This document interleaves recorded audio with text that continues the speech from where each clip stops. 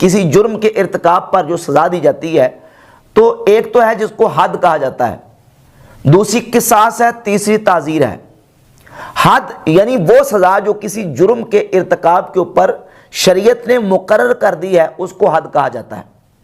اور حد کا حق یہ ہے کہ چونکہ وہ اللہ رب العزت کی طرف سے ہے، اللہ نے مقرر کی ہے، تو اللہ کا حق یہ ہے کہ اس حد کو پورا کیا جائے، اور قاضی اس میں کسی قسم کی تخفیف نہیں کر سکتا، اپنی طرف سے کوئی سزا معاف نہیں کر سکتا۔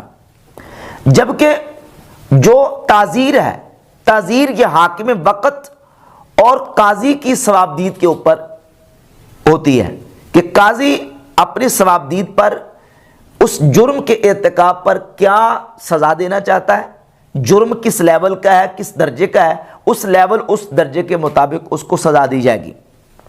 اور یہ بھی یاد رہے کہ بعض صورتوں میں تعزیر حد سے زیادہ شدید ہوتی ہے، حد سے زیادہ سخت ہوتی ہے۔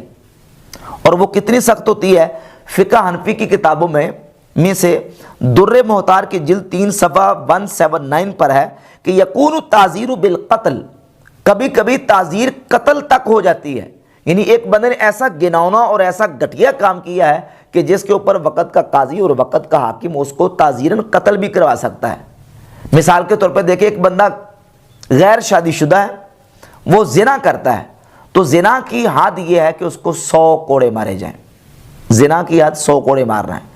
لیکن اگر شخص کسی محرم کے ساتھ یہ فعل ناپاک کرتا ہے تو جامع ترمذی میں 1462 نمبر حدیث ہے کہ ایسے شخص کو قتل کر دیا جائے۔ اب یہاں یہ تعزیر ہے کہ اس شخص کو قتل کر دیا جائے۔ کبھی یہ ہوتا ہے کہ گناہ اس سے بڑے لیول کا ہوتا ہے، حد کے درجے سے بڑے لیول کا۔ جیسے مثال کے طور پہ دیکھیں، سمجھیں کہ ایک شخص کسی کو زانی کہتا ہے اور زنا کی تہمت لگاتا ہے، تو زنا کی تہمت لگانے والے پر شریعت نے حد رکھی ہے کہ اس کو 80 کوڑے مارے جائیں۔ لیکن اگر ایک شخص کسی کو کافر کہہ دیتا ہے، اب کافر کہنا زانی کہنے سے بڑا جرم ہے، بڑا گناہ ہے، لیکن یہاں شریعت نے حد نہیں رکھی، حد نہیں ہے۔ جبکہ کسی کو زانی کہنا یہ کافر کہنے سے نیچے والا درجہ ہے، لیکن اس پر حد ہے۔ تو بعض صورتوں میں شریعت کی طرف سے کسی گناہ کے اوپر حد نہیں ہے، البتہ تعزیر ہوتی ہے۔ اور تعزیر جو ہے وہ جرم کے ارتکاب پر ہوتی ہے، قاضی کی ثوابدید کے اوپر ہوتی ہے، وہ اس کے اوپر تعزیر کتنی نافذ کرے۔ تو حد کی نفی سے تعزیر کی نفی نہیں ہوتی۔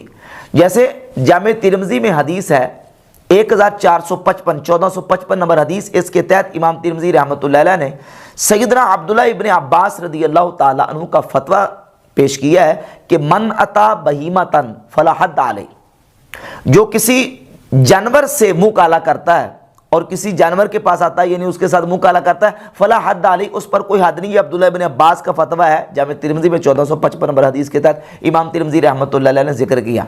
تو اب نعوذ باللہ تعالیٰ اس کا یہ مطلب نہیں کہ حد نہیں ہے تو کوئی بندہ یہ فعل ناپاک کرتا ہے پہلے اور یہ جائز ہے، اس پر کوئی کسی قسم کی کوئی سزا نہیں ہے۔ حد نہیں کا مطلب یہ نہیں کہ سزا نہیں ہے، حد نہیں کا مطلب یہ بھی ہو سکتا کہ حد تو نہیں ہے، البتہ اس پر تعزیر ہے، اور تعزیراً اس پر کتنا اس کو سزا دی جا سکتی ہے، تعزیراً اس کو قتل بھی کرایا جا سکتا ہے۔ یہ فقہ حنفی کا مسئلہ ہے۔ اب باپ اپنے بیٹے کو قتل کرتا ہے تو وہاں قتل کی یا قصاص کی نفی ہے، وہاں تعزیر کی نفی نہیں ہے۔ تعزیراً تعزیر کی نفی بھی نہیں ہے، اور پھر اس میں یہ ہے کہ وہاں سزا ہے، اور وہ سزا یہ ہے کہ اس پر واجب ہے کہ وہ اپنے بیٹے کے قتل پر دیت دے۔ اب یہاں یہ بھی سمجھیں کہ قتل کی 5 قسمیں ہیں: قتل عمد، قتل شبہ عمد، قتل خطا، قتل جاری مجرے خطا، اور